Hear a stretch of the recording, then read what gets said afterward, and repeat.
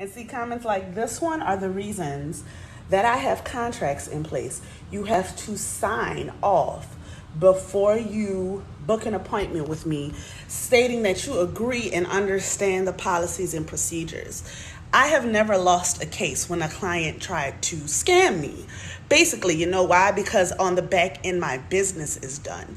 And yes, I have had people try to do chargebacks and try to get money back, but you agree to the policies and the procedures and the rules. And all I do is send that over to my processing company. And guess what? Every time I've been somebody tried to scam me, I won. Every time somebody tried to violate my policies and procedures, I won.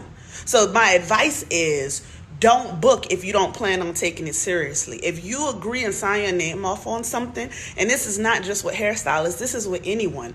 If you agree and sign off on something, you are held to those terms. And stylists, this is why you have to learn business.